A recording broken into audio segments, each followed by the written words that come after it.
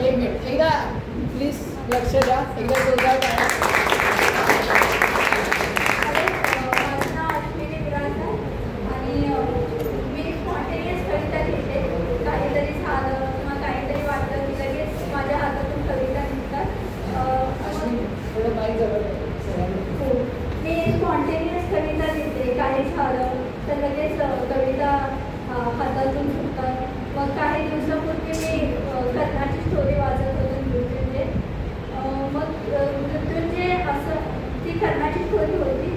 तर त्याचं ते वाचताना माझं गहिवरून आलं आणि लगेच कविता तयार केली. ही कविता पृथ्वीकडून कर्णासाठी आहे. तुझी प्रतिमा नजरेसमोर येता काळजाचा ठोका सुटतो. तुझी प्रतिमा नजरेसमोर येता काळजाचा ठोका सुटतो. अकांत ठसका लागतो. चेहरा घामाने भिजून जातो. मी श्वासही थांबतो. आठवतो तो काळा कुठला अंधार असलेला शापी दिवस, ज्या दिवशी मी माझ्या हाताने तुला आश्वनदीच्या पात्रात नेऊन सोडतो. लोक रचेला थांबून तातच्या प्रतिष्ठेचा विचार करून एक छोटंसं अल्बम जे नुकतं जन्मले, ज्याला ठीकशी हालचालही करता येत नाही, अशा तरुण अंकुराला अक्षरशः सोडून दिलं. नदीच्या पात्रात लाट येईल, पाऊस पडेल, विजा चमकतील किंवा नदीतला कोणता तरी जीव भूक पेटवण्यासाठी, हा विचार मी कधी केलाच नाही.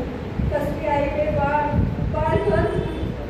असली आई होण्यापेक्षा बाळ जन्मल्या रडायला जरा उशीर केला तरी छाती धडकी भरते.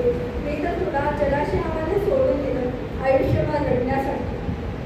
बाळाच्या हक्काची जबाबदारी आईवर असते. मला तुझी जबाबदारी घ्यायची नव्हती तर मी तुला जन्म तरी का दिला? आई बनण्याच्या आधी मी एक विंडो मुलगी होते. बहू करून होते तरी काय असा विचार केला आणि सूर्यदेवाचं स्मरण केलं. दुर्वास ऋषींनी हा वरदान एका पोरखड मुलीला का दिला? ऋषी लोकच मूर्ख असतात. थोडी सेवा काय केली? उग्र ऋषींची सेवा करणं खायची गोष्ट नव्हती. तरी बाळ मला माझी तू कुणावर तरी ढकलून उसासा टाकायचा आहे. मी तुझी आई होण्याच्या लायकीची नव्हते. कदाचित कुणाचीच आई होण्याच्या लायकीची नव्हती. जेव्हा चारी बंधू युधिष्ठिरला ज्येष्ठ बंधू म्हणायचे तेव्हा मला उचमळायचं. मी नाकही मोडली, कारण ज्येष्ठ बंधू होण्याचा मान केवळ तुझा होता. पण तूच त्यांचं मी आई होण्याच्या लायकीची नव्हते, पण तूच त्यांचे ज्येष्ठ बंधू व्हायच्या मागणीचा होता. तू त्यांचा बंधू झाला असतास तर राजसभेत कधीच द्रौपदीचा अपमान झाला नसता, कारण तू जीवनच खेळले नसतंस. विकारही ज्याला स्पर्श करायला घाबरतात अशा सूर्याचा मुलगा होतास. तुझं रूप, तुझं तेज पाहून तुला गोंधळावर तुझी दृष्टी काढायची असं वाटते. पण सूर्याला तुम्ही दृष्टी लावू शकता का? तुझ्या रूपाला म्हणून तुझी आई प्रियसी व्हायची. ज्या क्षणी तू दिसायचास तिला ते क्षण कैद करावं वाटायचं. मी त्या क्षणासाठी अश्रूंनी विरह पत्र दिली. तुला पाहावं पण गळ्याला लावता येऊ नये हा बुद्धीला मिळालेला शाप. तू कोणते होतास पण जग तुला राधेय म्हणून ओळखत होतं. तू सूर्यपुत्र होतास पण जग तुला सूर्यपुत्र म्हणून नेमत होतं. अपमानाचं कडूकोट घेऊनच तुझ्या सगळ्या मधुर वेदना वेगळ्या होत्या म्हणून की असं म्हणून तुला त्रास देऊन मोक्ष झाल्या. त्या मधुर संवेदनांना तुझ्या पवित्र हृदयात कधी जन्म भेटला नाही.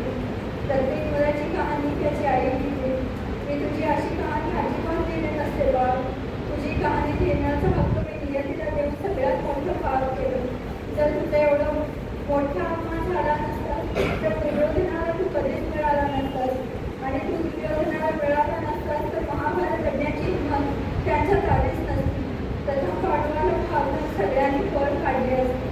आता हे सर्व बोलून काय उपयोग? तुझ्या मृत्यूने आज मी वांझ आहे. तुमची वांझ आहे वांझ. तिला कुणी नाही, तिचं कुणी नाही.